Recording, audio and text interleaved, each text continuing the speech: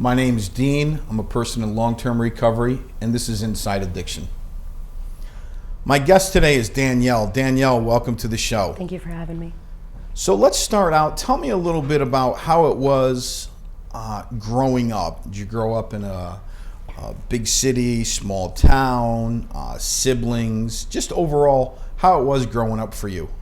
Okay, I lived in a very, very small town. There was more cows than people, actually. It was very, everybody knew everybody. Everybody knew everybody's business.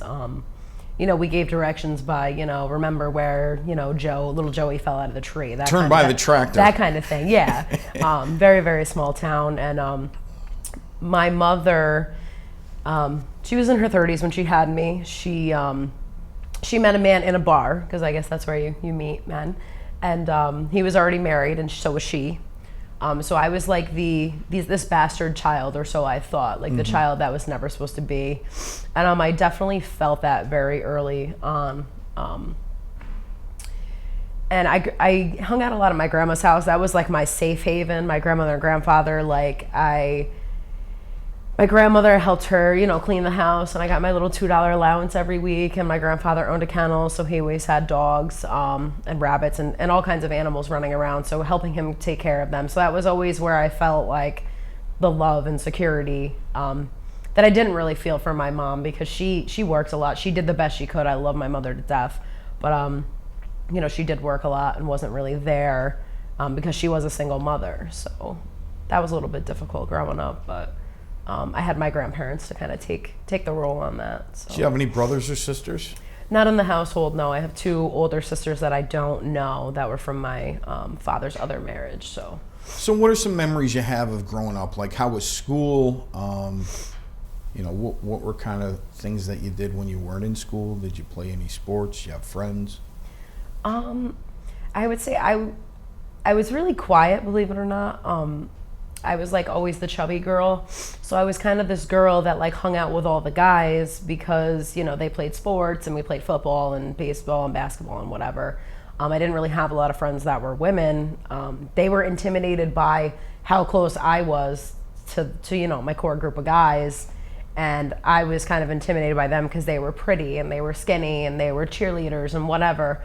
The popular girls. I never really fit into any one particular like clique. I kind of always got along with everybody, but I was always made fun of a lot in school, and I got in a lot of fights because I stuck up for kids, especially that had like learning disabilities and stuff like that. Like, hey, if we're messing around and you want to make fun of your friends, it's fine, but like these kids it wasn't their fault, and right. I definitely got in a lot of fights growing up because defending those kids. How were your grades in school, like elementary school, and did you have problems in school? Or? No, I mean, I was like the ideal teacher's pet, in like elementary school. I never really got in trouble. That was more in like my middle school to teen years, but I always got really good grades, and I didn't really get involved in a lot of sports, again, because I was like this, internally I was this perfectionist, and like if I couldn't do something perfectly, I wasn't going to do it at all. Right. So I hung out a lot with my guy friends, and I did play sports, like not on a team though. Like I wouldn't get involved in any organized sports or anything. Like outside after school, in the neighborhood, stuff like that. Yeah, there was a basketball court right around the corner from my house. So me and all the neighborhood kids would get on our bikes and just, go to the basketball court, and we'd have our little Walmart bags of like drinks and snacks and stuff. And then, mom would yell out the door when it was time for dinner, and we would all go home and do homework and whatever after dinner. So it was very normal growing up. So tell me about how you initially were introduced to alcohol, drugs in general. At what age, how you were introduced to it? Well, the first time I ever drank, I was 11 years old. My uncle's girlfriend was a little more my age. She was a few years older. She was probably 17 or 18 at that time. And it was like her graduation party, and I drank, and it was one of those like, I felt that like I had arrived moment. Like I could talk to people, I wasn't nervous. I hear that more than I don't hear it. Yeah. The kind of like the social liquid lubricant that we hear. Yeah, of. like I fit in with these older kids, and they were all kind of betting like, if I would throw up first or if I pass out first. And I didn't care because I was the center of attention, and I really wanted that, like, to feel like I fit somewhere, because I never did growing up, like, as a child, like, in my household. So I always sought that through my peers. So, and then very quickly, you know, by 12, I was smoking weed, and pretty much every day. My grades and stuff were still good in school. I was still, like, nobody really knew. Nobody suspected, because, like, I went to school, I did my thing, you know, I got good grades. But I was like a weekend warrior. It was all, you know, and then after school sometimes.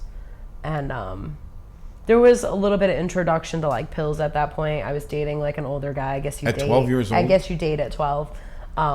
He was, like, 16, and he had some, it was like Adderall and hydrocodone, like little things that, and he was just like, here, babe, take this, it'll make you feel better. And I just started dipping and dabbing and whatever, because I wanted that acceptance from him, his brothers, his peers. Whomever and wherever. Yeah. I just wanted to feel connected, a place where I belonged. And, you know, I became the alcohol and drug, like the bad kids were like the kids that I, you know, gravitated towards. Me too, it's okay. So 11, 12 years old, drinking, smoking weed, popping pills, but kind of like you described, the weekend warrior thing. Anything significant throughout the younger years where it kind of assisted in the progression of use? Well, when I was about 11 years old, and there was a man that was a good friend of the family. He had grown up with my mother and my uncles and stuff, and he sexually abused me, and that was really, I didn't know what to do with that. I didn't know how to tell. He kind of just said, like, you know, this is how I show you I care about you, kind of thing. And I was a very, very naive as a child, and I didn't know that it was wrong, I guess, then. And again, he was a big part of influencing me. Like, he smoked pot and drank and stuff. So he was like the family member, like, friend that I could go hang out with, or that would take me wherever. And that became a routine of just, he would abuse me and we would get high and drink. And that was kind of just to keep me quiet.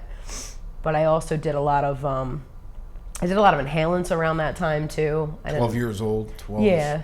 The little Glade can, and you put the towel over top. I don't even know how I figured that out, but somebody just told me that it would get me high, and it was just anything to get me out of myself. Right. At that point, self-mutilation was a big part too. I used to cut myself from about 11, I would say, right up until I was like 16, 17 years old.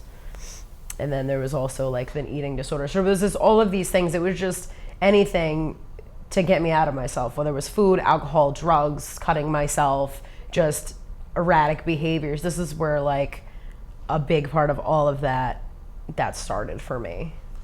So beyond 12 years old, and obviously it progressed into more than the weekend warrior thing. Take me through how that all happened. Well, I guess it became to the point where I didn't see it then, but I needed that. Like, I needed to have a drink to talk to people. I needed to smoke a joint to be around people. And that was you kind of saw a glimpse of that at 11 years old at that graduation party. Right. And I saw how everybody was laughing and happy, and I just wanted that, and I didn't know how to feel that. So I said, well, if I drink like they do, maybe that'll happen for me. And very quickly, that man that I was just talking about with the abuse, he introduced me to cocaine. And that What really, age was that? The first time I used cocaine, I was 13.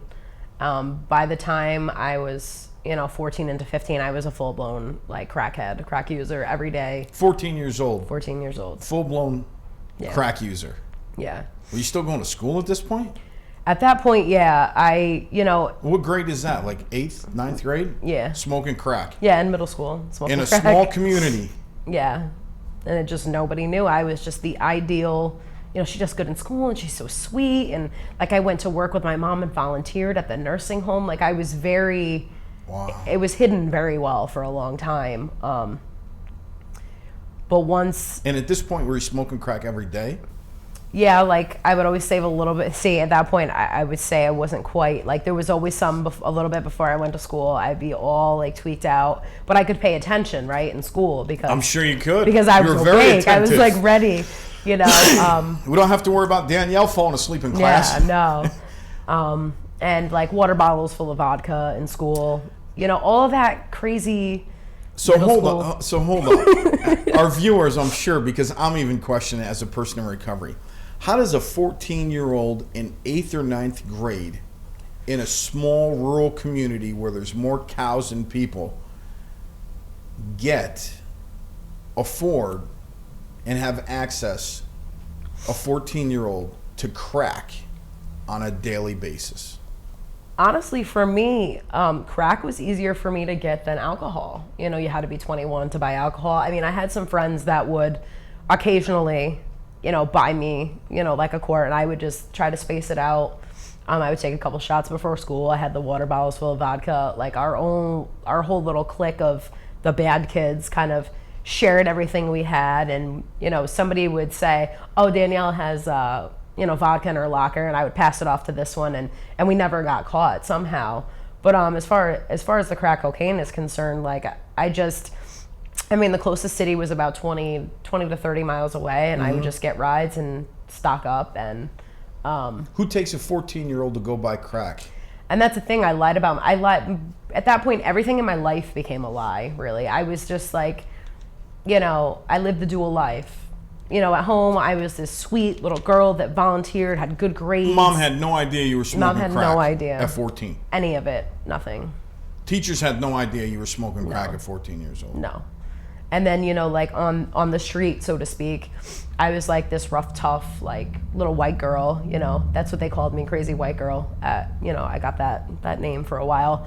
And they all thought I was 16. You know, I remember telling the one guy I dealt with that it was my birthday, and he's like, "This is like your 4th year turning 16." Like, seriously, I just it was, and I liked that I could just make up who I was, and I didn't have to be who I really was. Create almost a fictional character. Yeah, and I like lived in this like fantasy world where I could just be that person, and I really, I guess, became that person more than I was, you know, that childhood, you know, ideal kid. I'm not sure I even still understand. Let me rephrase my previous question. How does a 14-year-old pay for crack? I mean, a lot of it was, I babysat on the side. I mowed lawns. Like I got allowance every week. It was only like $20, but you know, I would stock up. Again, the eating disorder came into play too. I got like, you know, it was like $2 or $3 lunch money every day. I didn't eat. I had an eating disorder. And I mean, cocaine definitely fueled that for me. So I would save all my lunch money, my allowance. I would get allowance for my mom, my grandparents, as well as my mom. And just, you know, I also learned how to do things to get more. I had different relationships with different drug dealers and whatnot. And I mean, I think, you know, everybody can read between the lines, like there was nothing I wouldn't do for more. At what age do you think it got to the point where? That was more like 15. The gentleman I was telling you about, he brought me to a drug house, and he stood in front of the door, and he told me that I was going to give him a favor for a favor, so he called it, and that was my introduction to a life of I didn't call it prostitution. I refused, because these people were my friends. It was just like, I'm gonna do something for you, you're gonna do something for me. I never kind of a bartering system. Yeah, I never saw it as that until I got, you know, older, and even until I got sober. Really, I didn't see it was a problem. I thought that's what everybody did. So that's at 15 years old? Yeah. So you go from, you know, drinking for the first time at 11 to within 3 years, smoking crack on almost a daily basis, and doing whatever you got to do to get where you need at 15 years old. And by that time, there was also people that I used to hook up. I guess I wouldn't call myself a drug dealer at that point, but there was people that would give me money to go pick up for them. Like I was always that person, whether it was, marijuana, cocaine, or pills. I was always that, like, Danielle's got the hookup, and I made a lot of money like that. I And made I'm a lot sure of you drugs certainly like that. became that popular person that you had always Oh, absolutely. strived to be. And then, once I got into more late middle school, early high school, it was definitely like I was selling weed to a lot of the kids. At times, cocaine. Nobody at that age that I knew really liked crack, but a lot of them were dipping and dabbing in cocaine. So what grade was that? That was probably like late 8th, early 9th grade, So and then on up. would you at that point be comfortable with identifying yourself as a drug dealer in 9th grade? I mean, in a way, yeah, definitely. I always had something, and I always made, my little bit of money off the top plus a little bit of the drug, so I just kept flipping it. Sure. I had a few $100s, and I started like that and just kept flipping it. So how did it progress into, full-blown addiction? I mean, like, we hear, like, the stories that people tell us about hitting bottom, like, the questions of, like, I did things that I never thought I would do. This happened, that happened. You're a teenager in high school with a full-blown addiction. How long did this progress? And, what were some of the things besides doing whatever you had to do that got you to the ultimate point? And at what age did you realize, like, I'm just in a downward spiral, this is spinning out of control? Because you're how old now? I'm 26. So you're a young person in recovery, and you've got how much clean time? A little, like 5.5 years. So you got sober when you were about 21? Mm-hmm. Just at the drinking age, incidentally. So from 11 years old to 21, the progression, what got you to the point of coming to a realization? Because obviously smoking crack at 14 years old, your point of view and your perception and your norm and being molested and prostituted by someone that you trusted was probably, I think safe to say, pretty clouded.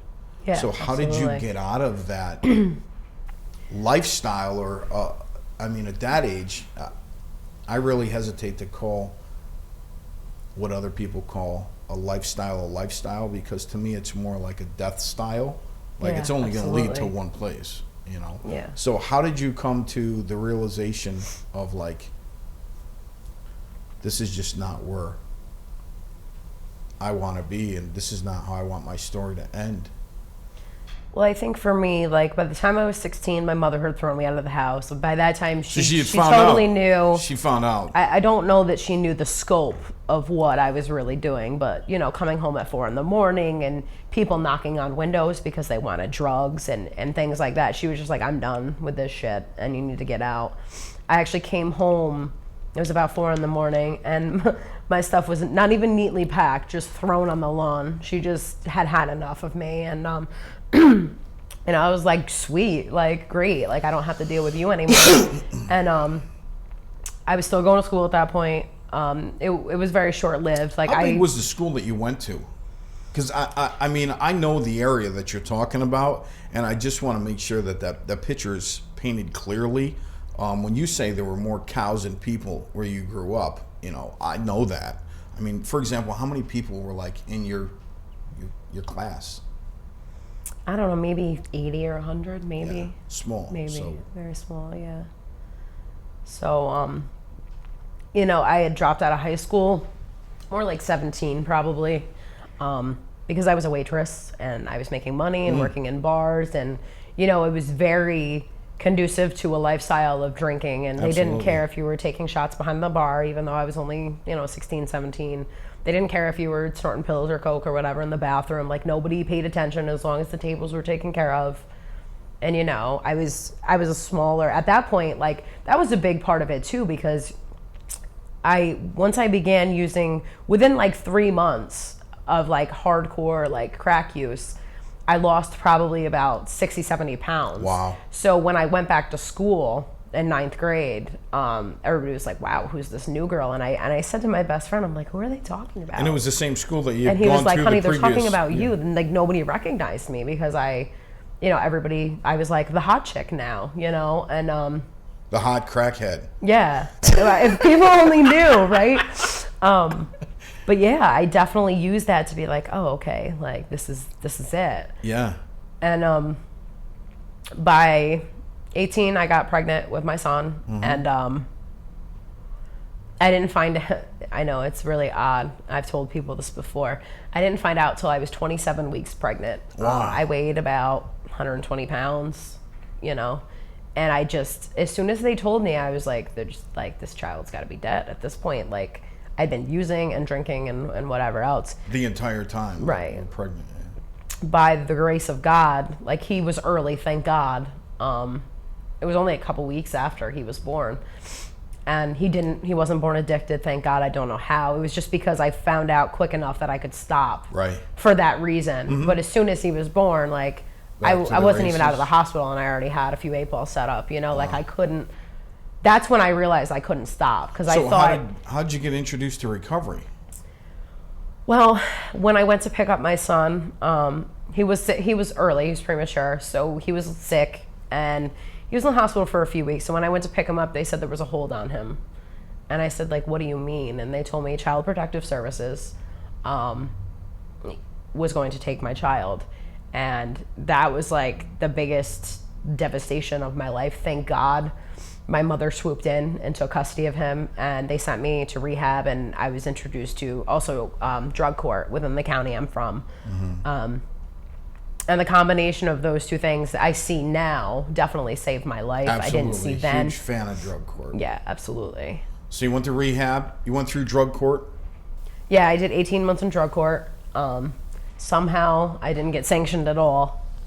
I'm not really sure how that happened, but it was just by the grace of God, I guess. You do what you got to do to get where you need to go. Yeah, and it was just like, I don't want to go to jail, and I want my child back. At that point, what was hanging over your head? Losing your child, or were there any other legal ramifications? It was a neglect charges. Yeah, it was a neglect charge in family court, so I was looking at a year, just a county year. I say just a county year, For us, it's not much, but for and losing your people, child, losing my child.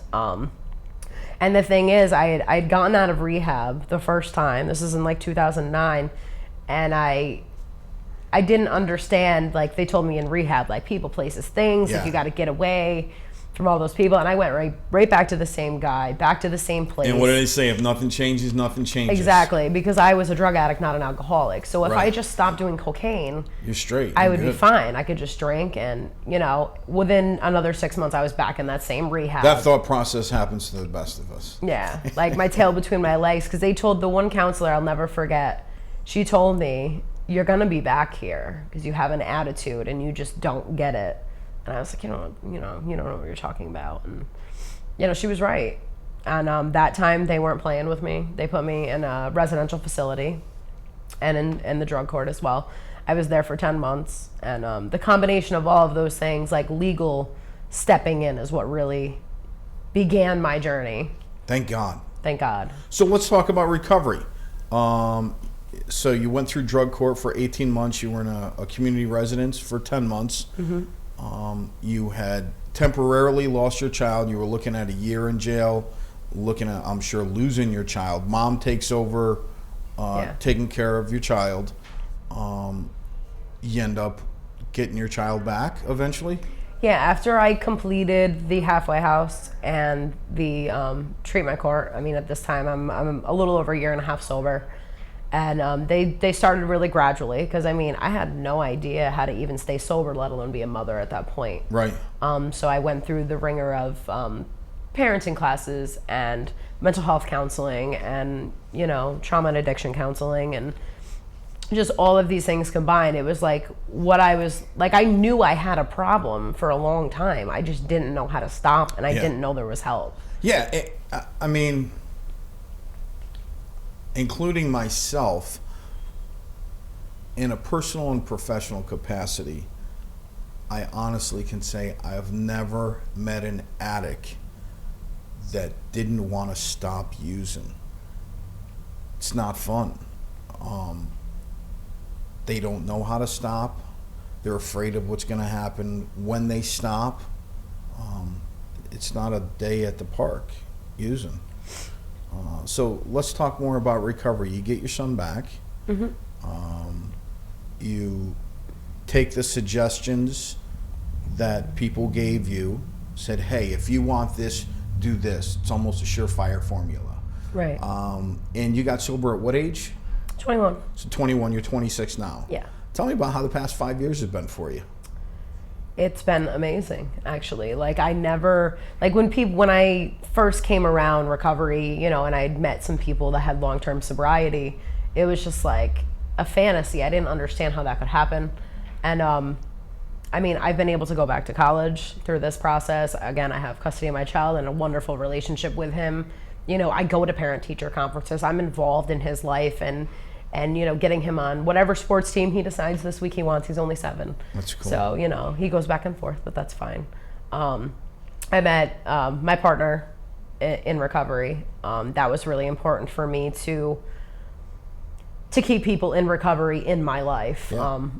The majority of my friends and stuff are sober people. Like you gotta stick with the winners, they say. Exactly, right? Yeah. So you have your son back. You went to college. You have a job. Yeah, a really good job. Benefits. I never knew that like a job with benefits, like, cause you know, waitressing and mowing lawns, whatever I could do to Can't make do money. that forever. Right. You know, I have a job now that I, you know, I have benefits and sick time, vacation time, and. Has there ever been a time since you got sober that your recovery has been tested? Has there ever been a time that your recovery has really been tested and relapse, a return to use, almost seemed like a viable option and a good idea? Absolutely. Like I've struggled with mental illness issues like depression, anxiety. I'm also diagnosed bipolar. So a lot of those things have crept up on me here and there. And it's just using the people around me and venting those things out instead of building them up and making it so I have an excuse to use. Because anything I can come up with to use is just an excuse. It's not a reason. That, and I mean, I've had some physical pain stuff go on in my life, medical issues. I've had people die, you know, that I was close to, family, whatever. We're talking about life goes on in recovery, learning how to live life on life's terms. Right. You know, like the world things doesn't are stop. Still gonna happen, but I just don't choose to use alcohol and drugs. So Danielle, this is your camera right here. In the last minute or so, what message would you give to someone that's, you know, we hear the terminology of sick and still suffering. It could be, you know, somebody as young as, you know, 14 years old to somebody as young, as old as, you know, 64 years old. What message would you give to the person that's still out there struggling, that, you know, there's another way?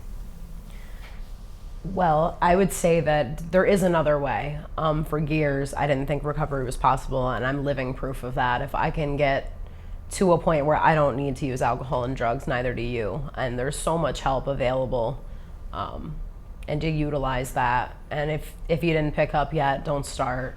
I definitely didn't think at 11 years old, my first drink, that I would become a crackhead, you know, just to make it very, very blunt. So just if I can get sober, anybody can. Danielle, thank you so much. Thank you.